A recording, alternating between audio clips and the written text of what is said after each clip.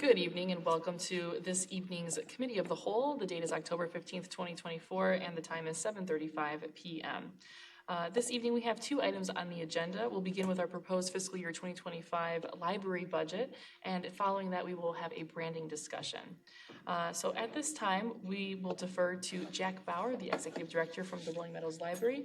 He will not have a PowerPoint presentation this evening, but he will be able to present the proposed budget for the Council's consideration. And then afterward, if the Council has questions of Director Bauer, we will then continue along that path. Thank you very much, Jack. Thank you, Mayor. Thank you, Council, for having us tonight. So if you don't mind, I'll just kind of be referring to the memo that I wrote, reading off some of it, but I welcome any questions you have. The library's 2025, fiscal year 2025 budget was developed with a focus on enhancing our services, our staffing, materials, strategic priority, and infrastructure. It reflects a commitment to prudent financial management while advancing the library's strategic priorities. The total levy request is 5%, a 5% increase over last year. And the library asked the City Council to approve its levy in the amount of $4,510,000 I'm all over the place. $4,510,569. Thank you. Kind of broken down into four major categories that are driving this. First, we have our compensation. When controlling for the factor of us hiring on or outsourced IT, it reflects a 4% payroll increase. The big driver of that as well is a benchmarking survey that we did in 2023 that kind of confirmed some of our suspicions that some of our employees were underpaid according to the marketplace, and we've been working to correct that some this year in 2024. I believe if we continue that through 2025, we should be at a good place for benchmarking, and the library will be paying competitive to the marketplace there. So about 25% of that 4% is for that benchmarking, and then the other around 3% is more to address the rising cost of living, which was 2.9% July 2023 to 2024. So that's the large compensation portion. Of course, the other big driver is the library collection and programming. This is a 4.5% increase compared to last year. This adjustment accounts for rising costs of materials, electronic resources, and presenters, and helps us maintain the high standards of programs and materials that we offer despite inflationary pressures.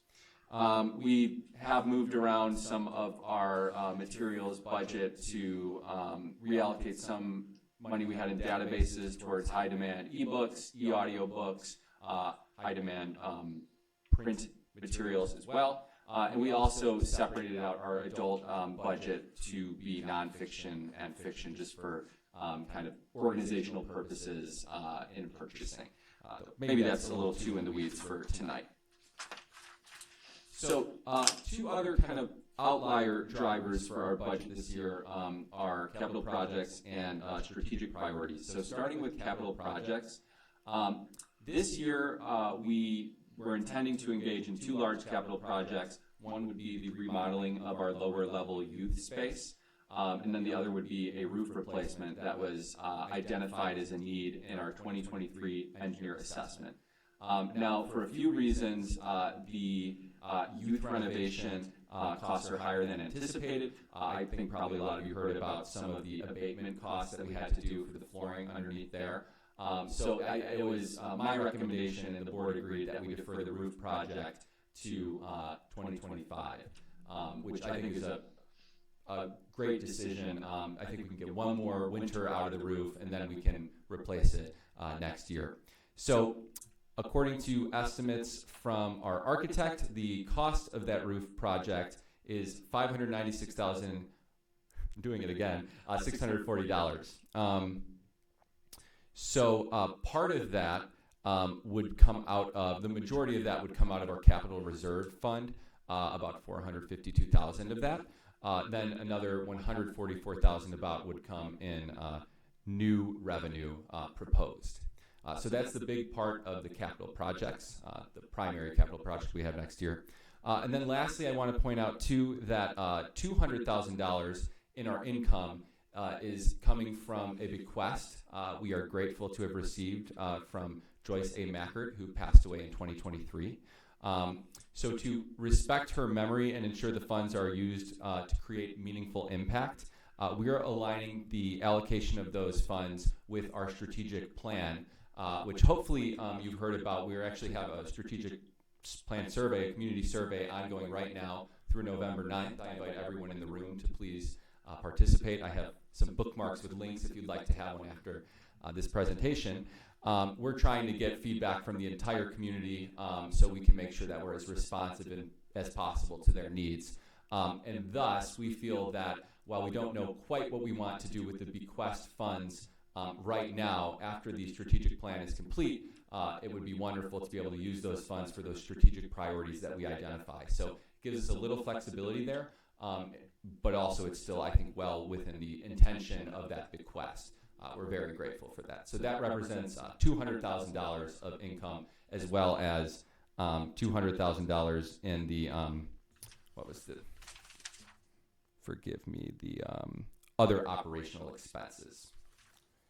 So in summary, the fiscal year 2025 budget totals $5 million, let's see if I can do the dollars right this time, $370,397, which does reflect an overall 10% increase over last year. However, as I explained, $200,000 of this comes from bequest donations we've received, and then another nearly $600,000 is for this capital improvement roof project that we hope to engage next year. So when you control for those factors, the actual budget increase is closer to 4.6%. I'm happy to take any questions now. Hopefully that outlined the general presentation. Thank you very much, Executive Director Bauer. Are there any questions this evening from the council regarding the proposed library budget? Yes, Alderman O'Brien and then Alderman Budmats. Thank you, Mayor, and also welcome Executive Director Bauer to the city and the library. Just a quick question. I know you're new to your role as well. Is I'm very for my wife and daughter take huge advantage of the library, more than I can say for myself or our son. The question, I have not received a budget specific question in the library, but last year I believe we had discussion, some of my peers can weigh in. Was there a 5% increase last year and the year before? So now we're going on 15% increase over 3 years, or at least 10 over the last 2? Forgive me, I'm not sure about the year before. I know I kind of think it wasn't the year before. Forgive me for not knowing off the top of my head. The last year it was 5%. Though. Okay.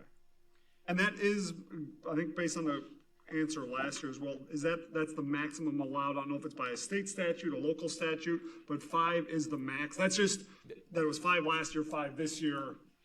Might get some questions. Sure, no, I understand. I'll do everything I can within my control not to make that a pattern every year. I do think with inflation and then some of the other demands we have with the roof, I don't want to dip into our capital reserve funds too deeply. So that kind of really does bring us to that. But certainly I can appreciate that consideration. We'll keep it in mind as we go forward next year. Thank you. Thank you, Mayor. Yes, and in the past as well, when we've seen budget presentations for the library, if you remember, there was usually a chart that showcased capital projects being very low, and then in a single year, there would be a bump up, and then there would be a return, as opposed to typically when we would budget, which is just to ensure that little by little we have funds to be able to maintain those larger projects. So we're under new leadership now, so budgeting will anticipate change as well, so the council won't necessarily expect to see, a large increase for these capital projects in the future. So that's something that the council's interested in watching in the future. Alderman Budmats. So I realize you're like Kevin said, you're new to the role, and you're probably not responsible for the sins that were committed prior to your being there. But hopefully, all things being equal, if next year is a 2.9%. Cost of living increase, or that's what the inflation rate is, would it be reasonable for us to think that you wouldn't be coming to us asking for more than 2.9% with your budget? I think that would be reasonable, especially looking at the compensation. If we can kind of complete our benchmarking project this year, I would think that we're at a good market rate for our staff, and I would think that would be likely what I would ask for, absolutely. Okay, thank you very much. Any other questions? Yes, Alderperson Kohler. Welcome to Rolling Meadows. Thank you. It'll be nice to you. So you said that you're bringing in an IT director and was brought in, but that we saved ourselves 92% on outsourcing expenses. Where does the outsourcing expenses come into the expenditures? Oh, sure, yeah. So to be clear, that was a decision made, I think, at the end of 2023 that ultimately is now being reflected in this budget. And that specific line is blended together with contractual services that you see in the proposed budget you have here. I actually do have the detailed line items. I think that's for IT outsourcing. That is what I was referring to. Actually, give me one moment while I find that line. It is what you're referring to, correct? Yes, that's what I'm referring to, which is one item within the contractual services bucket that you see presented. Okay, so we're got about a $55,000 decrease in contractual services, and that's the IT. Yeah, that the reason for the decrease is the IT, I guess, insourcing, and there are still other contractual services that have gone up in cost. So it's not a total, the total contractual services line, a reduction of 92%, but within the specific IT outsourcing line is what I'm referring to. Okay. Right. And then going down in that same expenditure line where you say other operational expenses, and I'm assuming the expenses of the $208,100 to $208,350 is because the donation? That's the bequest. Yeah, that's where it's represented. The other ones are like vending machine expenses, which really is closer to that like $8,350, which is what I would be requesting if it weren't for the bequest strategic funds that we're hoping to utilize. Okay, so you got the donation income up above, and that expenditure, operational expenses is down below for $208,000. So that's the increase of $200,000 playing there. But we don't know what it's going towards, right? Currently, no. I guess I felt a little more comfortable since these were donation funds to have a little more flexibility and being responsive to the feedback from the strategic plan and not having to wait till 2026 to execute items that might have a higher price tag. But yeah, that is correct. That money is not specifically allocated for anything beyond the strategic priorities, as I call it. Yeah, and the reason I'm looking at that one there is I always hate to see things like bequest be blended into the general operating fund. Mm-hmm. I just do, because I don't know the donor, but assuming they had something in mind that would be meaningful to them. Mm-hmm. When it gets blended and rolled into the general funds, it tends to get lost. That meaning tends to get lost. So I would only request that you work very closely with the family, whoever made that bequest, to make sure that we aren't blending it and we're doing something meaningful that has significance to them. Otherwise, I think you did a nice job. Thank you. Thank you. I completely agree with you and appreciate that. The bequest funds, I don't think had specific terms, but I agree with you. We don't want them just to go into the new roof, for example. I think tying to the strategic priorities, there might be some bigger ticket items that we even have dedicated to Ms. Macker. I think that would be wonderful. Thank you. Thank you, Mandy. Any other questions or comments from the council this evening? All right, so this evening we're looking for a straw poll that would be in support of the budget as presented this evening. All those in favor? Aye. All right, that's unanimous for the 5 members that are present this evening. We do have 2 members that are absent, just as a FYI. Thank you, Executive Bauer. No further questions from the council this evening. We appreciate you coming in this evening. Thanks, everyone. This brings us to our second item, since we have no sign-ins on the sign-in sheet, and we will jump into our branding discussion. And for that, we will defer to Assistant City Manager Assistant City Manager Director Glenn Cole, and he will have a PowerPoint presentation. Thank you, Madam Mayor. In this case,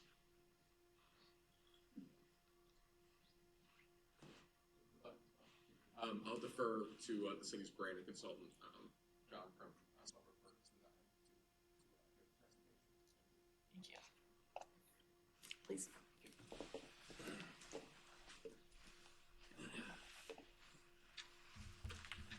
Good evening. Good evening. Evening. Mayor, Council, thank you very much for your time this evening. We wanted to go through our development on the branding project. So, can I flip the slides here? Yeah, great. So, we're going to quickly go through our brand personality, which we've reviewed previously, start to go through some of our logo development. We developed some sub-brands for your review today and some applications.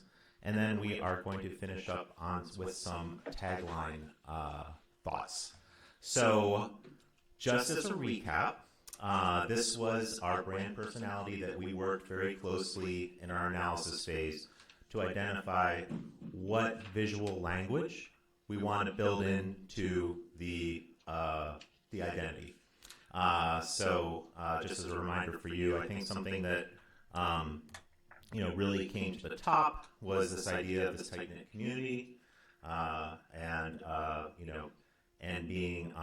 being respectful of that kind of unity that the community has. And these were we actually had logos we presented last time. Options, this is what we settled on as terms of the development for the logo brand. And so we were pretty excited because this really is a direct kind of evolution of the current mark with the waves and the hills, but it's a more modern interpretation of that. And it really does signify that unity in that community that we really were excited about. So as we started to develop it, we had some comments from council that we started to study. So before we just saw this logo kind of in the bottom left here, which we call the crest. And that works as a great secondary logo. We wanted to develop this to be more of a horizontal logo that we can utilize, and that's on the top here, the top left. This integrates the greens that we were favoring last time, the green palette. And then we have built out some brand elements that we can utilize on the right-hand side of the screen that really talk as a brand extension, because the brand's not just a logo. It's colors, it's typography, it's pattern language.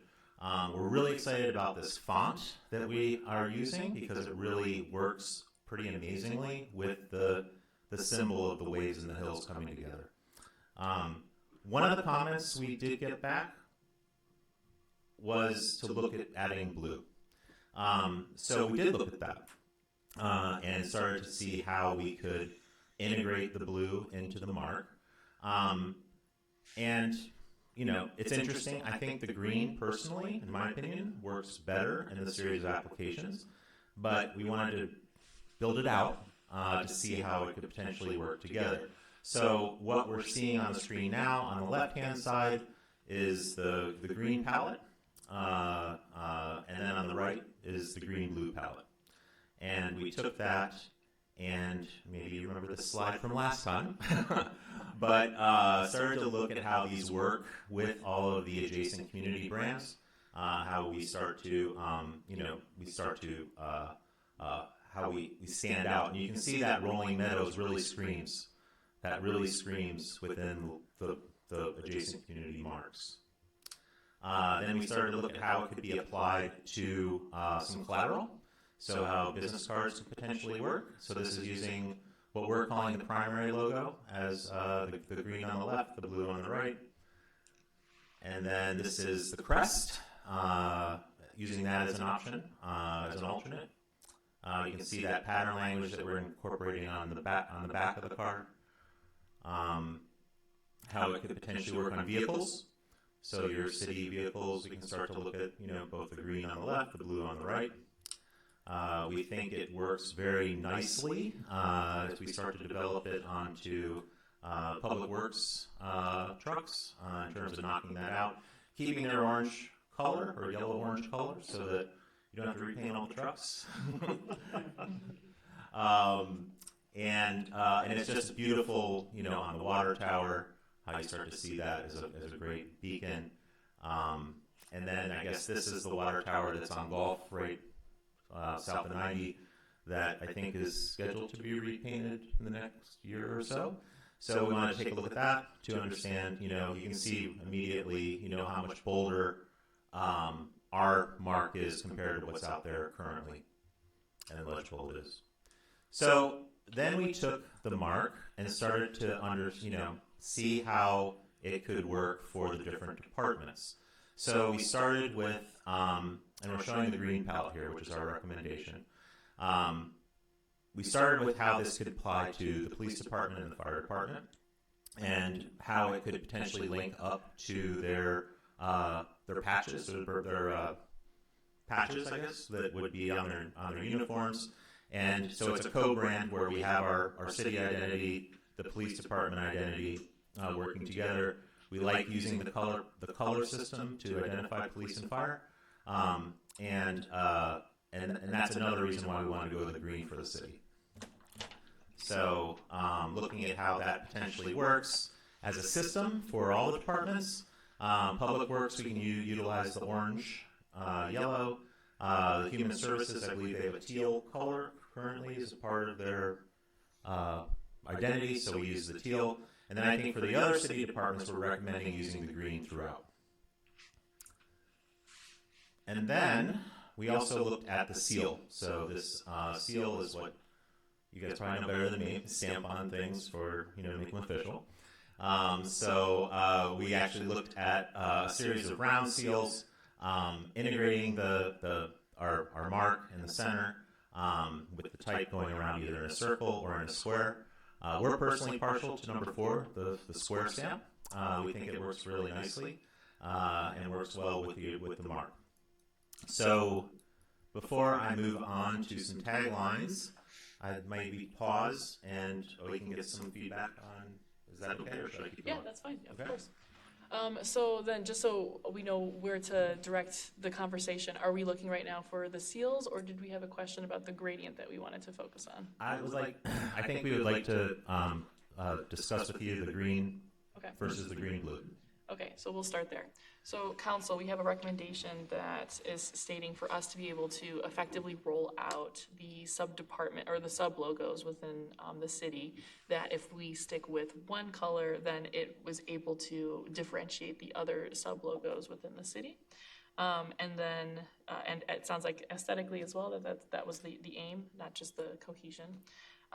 Is there any comments or questions regarding whether we would prefer the green gradient versus that green to blue, which was requested from the council last time? Yes, Alderman McHale. So at first, when I first saw the green-blue one, I said, oh, that one's really cool, I like that. But then when you presented it with the fire department and the police department and all the different departments, I see where you're going with the green, and I do like that, and I like the cohesiveness of going throughout the departments as well. Good.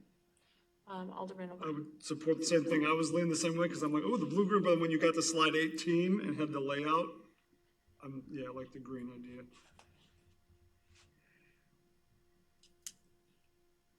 Yes, Alderman Kohler.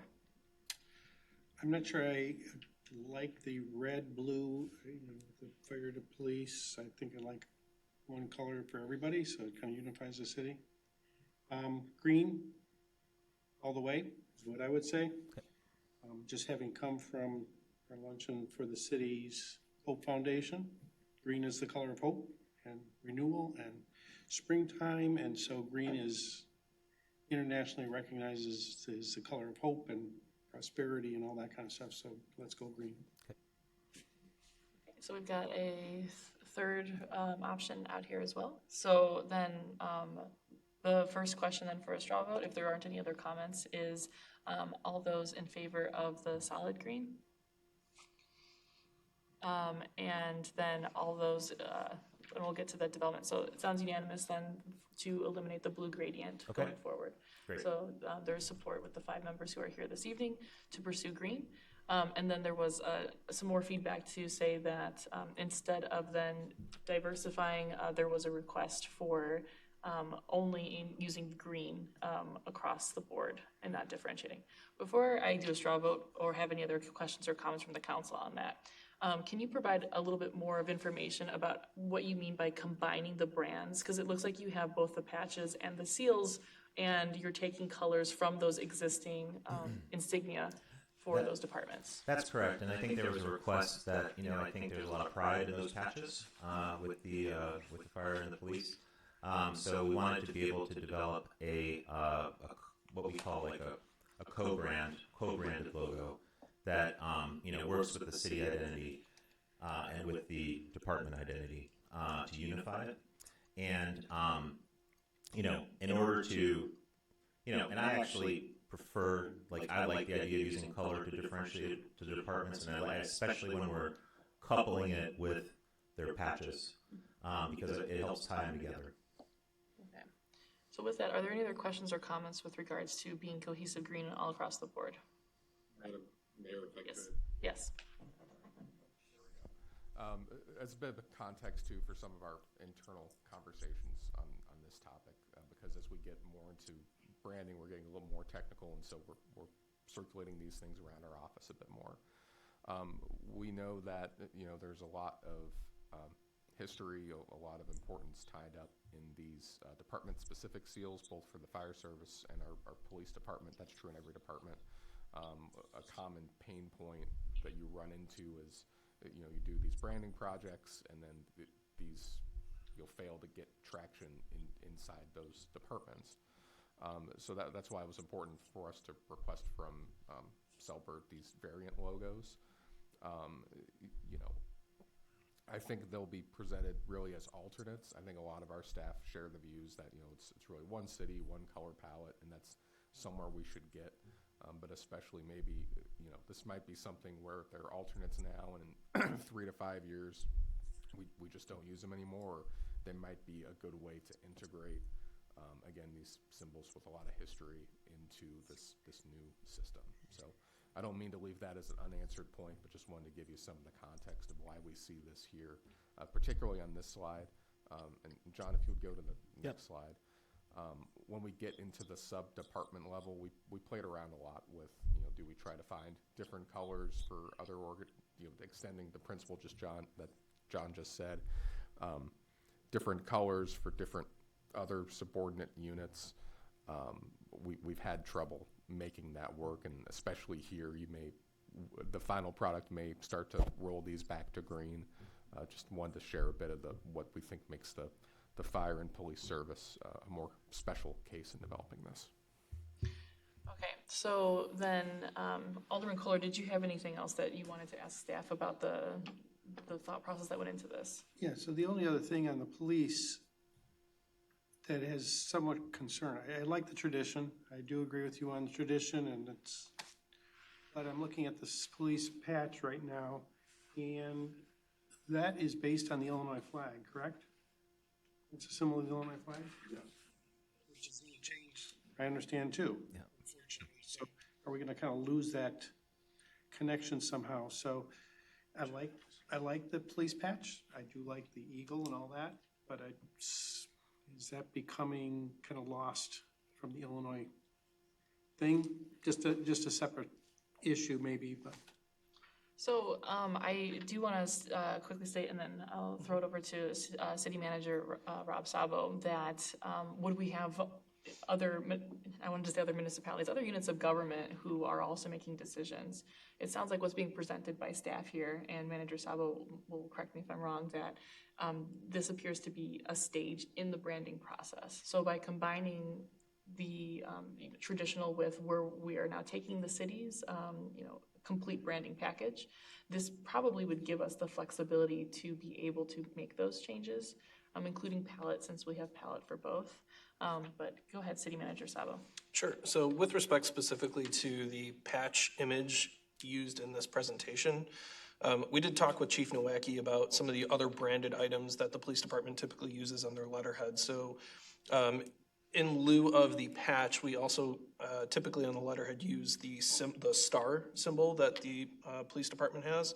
That's what the current letterhead uses. So rather than the patch itself, we can also supplement in or swap out the police department's star, the badge symbol, which then gets us away, at least on the branding side, from the state of Illinois potentially changing its flag. as far as the patch and evaluating the internal symbol within that patch, we can take that on as a separate standalone topic, but that was a conversation that we did have with the chief, that the patch itself isn't as widely used in a lot of the collateral materials and the letterhead. Typically, we're using the star symbol, so that is something that could be an easy change, but was something that we showed. We use that just to pick up the color palette within the presentation here, but blue would be a consistent color that we would likely recommend to keep based on just the identified correlations that police department and blue tend to go hand in hand. Yes, continue. So the only reason I ask this is because the most visible place we're gonna be putting this is on our vehicles, I think, because that's what I see up and down the street. Yeah, the water towers is kind of the big billboard kind of concept, but up and down the street is gonna be our police department, fire department that people look at, and public works. That's where this thing is gonna be carried around the city. So that's why I think let's make that connection and get it all right, so. Okay, I will then, did you have a comment? Yes. I'm actually in support of deferring and allowing Chief Sutter, Chief Nowacki, Aaron, Director Grosskopf to make the call for their own department, because I certainly see the uniformity there across the city, but I do also like the history of the police and fire service and public works, where within the team, there are other teams that make the city roll. So I'd like to give the allowance, that's probably the wrong word, but to use it as seen fit by each of the area's leaders in collaboration with Rob and his office for city administration. I wouldn't want to pigeonhole us to say green only across the board, because I think your markups on 17 and then some of the public works vehicles are really sharp, and would defer to Chief and Aaron and Rob on how they'd like to do it for their department. Thank you. Any other comment from the council regarding this this item? Because it sounds like we have a conflict here, so we want to make sure that this is resolved and that we provide direction. I would have to agree with Alderman O'Brien. I think that the departments can choose what works best for their departments, and I think it's cohesive anyway because all the images are the same regardless of the color. Thank you. Alderman Budmats, Alderman Reyes. I'm in branding, and I have never seen the actual logo itself change colors other than like a black or a white in the primary color palette. So this is really hard for me to understand, like process. Yeah, I think it's gonna take me a minute. I don't know. Well, I think that, we're willing to, I think that we can look at how we could potentially incorporate the green. I think for the sub brands, we do often change colors, like at least in our practice, for the departments. But, we could do the green waves with the police department in blue underneath it, and it could work as well. So that's something we could explore. But, with all due respect, so at this point, we want to be able to make sure that there's a solid phase one for us. So, Yep. so we'll have a direction here, one way or another. So, and that's what we're discussing at this point Got is it. to see if we need to, have that decision. So far, Alderman Budmats, did you have anything else that you wanted to add to that? Yeah, I would prefer that we don't repaint a bunch of vehicles. Right. And so, the yellow with the black looks great for public works vehicles. I can see giving the police department and the fire department the latitude to choose if they want to go with the green or if they want to use red and blue for their particular departments. But I prefer not to repaint. I'd like to keep this as cost effective as possible because there was criticism over changing the logo at all. And we made the statement that this was not going to be an expensive process. And so I'd like to stick with that and keep the process as inexpensive as possible. And so I think painting of vehicles and I don't want to rebuild the wheel necessarily. So as vehicles come online or whatever, then that's a different story, but I'm just trying to avoid the mass changes that could become costly for us. Right. Well, thank you. Then, based off of the discussion that we have here, it does sound like then that we have enough consensus to move forward with, as presented with the sub logos, being able to have the latitude for the different colors to be able to incorporate both patches, seals, and other insignia, and to allow then staff to be able to make that decision, especially at the department level. And then in the future, if we need to then be able to tighten up the branding at any point, it sounds like we will have the palette and the what am I thinking of here? The actual package and The brand standards. all the brand standards to be able to move forward with that for a phase 2, or if the state of Illinois flag changes. So, okay. So that is the 2 items then on coloring, and then the next one we had was the seal. Is that correct? Correct. Okay. So for seal development, we have a recommendation for pursuing number 4. And was there any questions or comments from the city council regarding the presentation of these seals this evening? Okay. We will have to make a choice here. So if there's one that you hate, this is also. So these are, you say number 4, we need the one on The one. yeah, I see the numbers, okay. Yes. So the number 4 is the square versus the circles. So the only feedback that I would present is that it looks like the square, as recommended by our consultant, allows us to be able to see the full brand, and it's quite consistent. Then having that circle with the circle looks a little bit more like basket weaving, in my humble opinion. But I didn't want to shoot that down first. I wanted to give the council the opportunity to be able to say that as well, or something different. So if no strong feelings, then I'm going to add any strong feelings. Okay, no strong feelings on this. So all those in favor of pursuing the recommended number 4? That's unanimous. I can't unsee that now. We may have described it as the ball of yarn internally as well. Okay, so then there was a collective, just a sigh from staff that we did not choose that. Okay. Okay, so I want to talk a little bit about tagline. And as we just mentioned, going through the logo, the branding and the logo and what we heard, and what the logo really symbolizes is unity, community, this tight-knit group. And so we really wanted to reflect that in our tagline. And so before I go into that, I want to share with you some of the taglines of the adjacent communities so you get a sense of what some of the other communities are doing. And I also wanted to share some of the taglines that we tested during the survey process. And really, as we got through the process, we developed this further, and so we really landed on a new set of ideas here.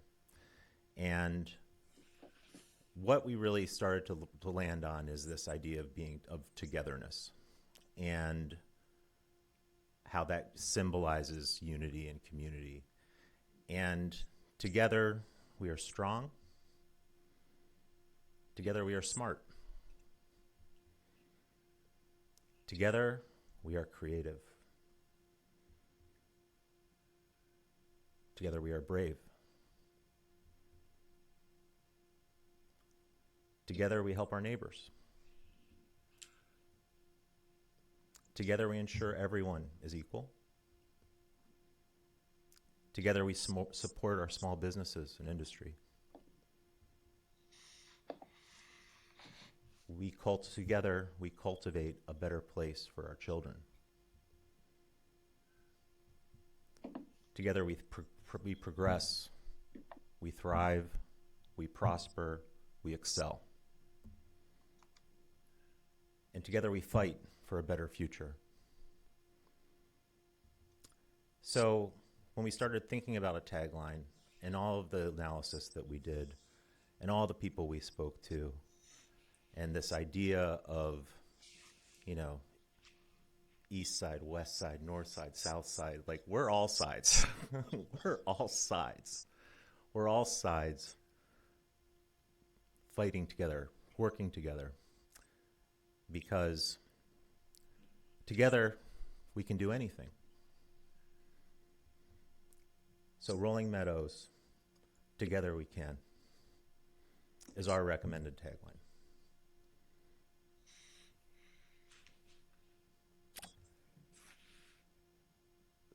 So we have some alternates that we kicked around that are within the same theme. Rolling Meadows, better together. Rolling Meadows, do great things.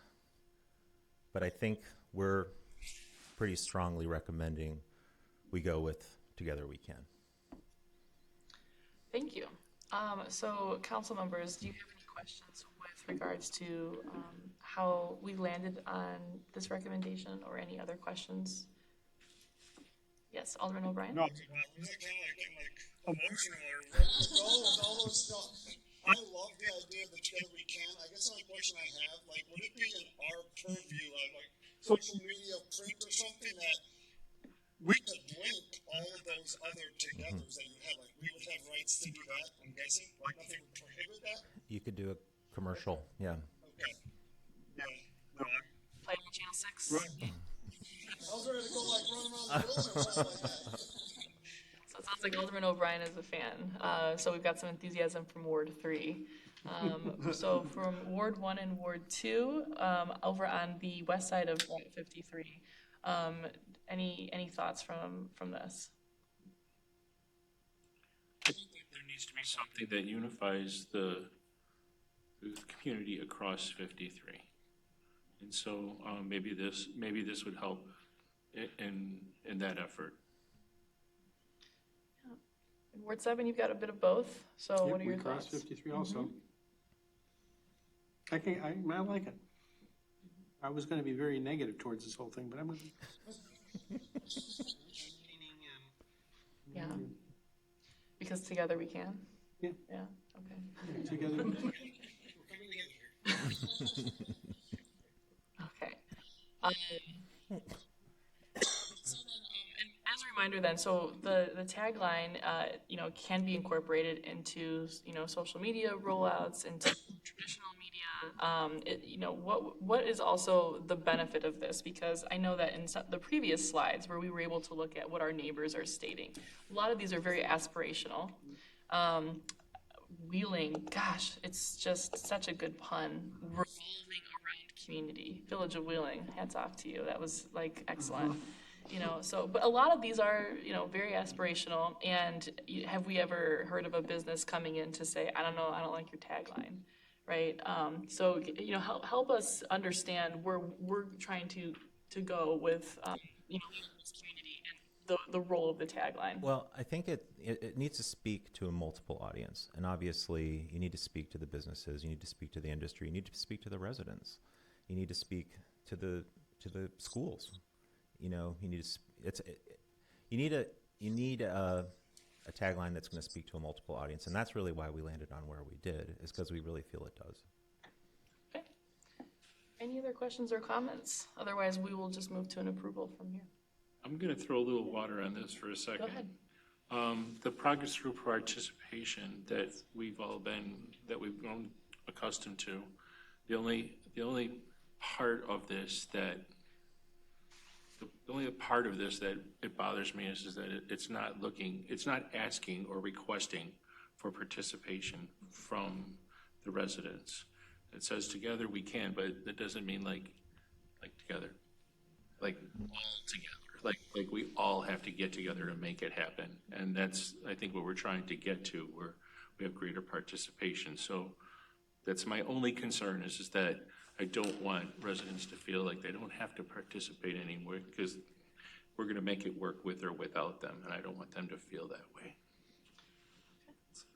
Any other comments or responses to Alderman Budmatz's concern? And then I know that there was an extensive amount of research done on that progress through participation as well. So what are your thoughts to Alderman Budmetz's concern? Well, we did, and we tested progress through participation, and I think we tested an alternate that was a little more modern version. And both of them didn't test really well in the surveys. And there was a concern with, is it progress or is it progress? So a lot of people were having difficulties, like, really understanding what it is. And I wanted to get the other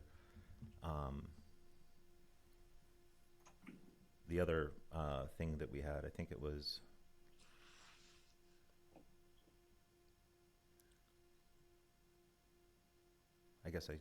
was it progress grows or it was progress soars, I think was the other one. So, so I think that,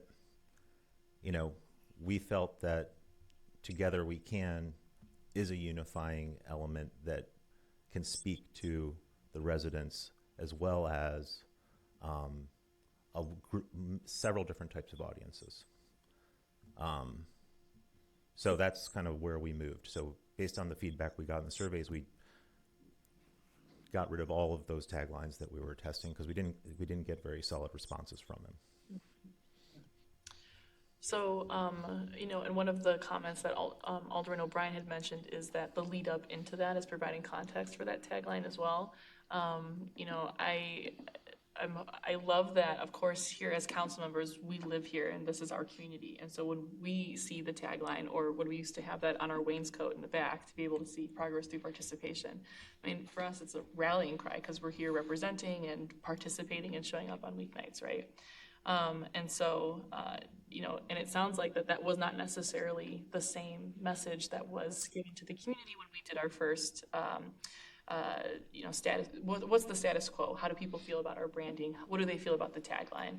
And it was ultimately neutral. Neutral. It didn't have that same call to action that resonated with us as council members, for better or for worse. So, and it sounds like this would have a better chance of doing so.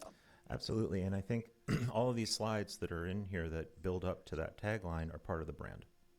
It's all built from what we heard. It's part of the brand. I could see a series of banners going down the street. Together, we are strong. Together, we are brave. Together, we can. With Rocky playing in the back. So, okay, yeah. Last question, do we need the can? What? Do we need the can? Can we just say together we, and then let all of those other taglines work for us in the individual places? Do we need to have the can? We studied that. We actually looked at together we, like a fill in the blank. And we were worried people wouldn't get it. Oh man, you have to have 13-year-olds. Like, Oh, that'd be fun. yeah. I think you need an ending to that. So together we can. I think you need that at the end, personally. Well, and it sounds like then, and that was the other question: is where is the role of the tagline? Whereas if we don't have that tagline, this is not, for example, going to be on a water tower. No. This isn't going to be on a truck. No. So, in what context do we use this? Well, and taglines, change over time. So, there's been several taglines in Rolling Meadows. So, it wouldn't go on a water tower. It would go on a more temporary solutions like a banner, like the website. If you do a commercial or an ad campaign, I think it could potentially be on business cards if you print those every 5 years or something. So, but I don't think it wouldn't be on the signage. It would be, more kind of materials that are more I wouldn't say more temporary, but shorter term. Okay.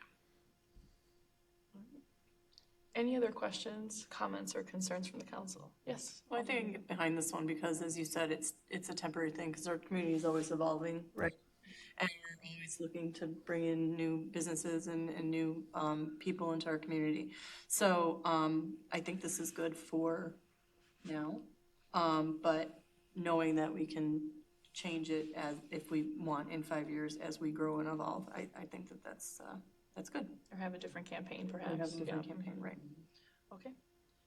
So then, all in favor of the proposed tagline? All right, you've got a majority. You've got 4, and then some concerns from Alderman Bud Matts. I'm not opposed, I'm just Yeah. not voting yes yet. Gotta grow on you. Might have to grow on me. Yeah.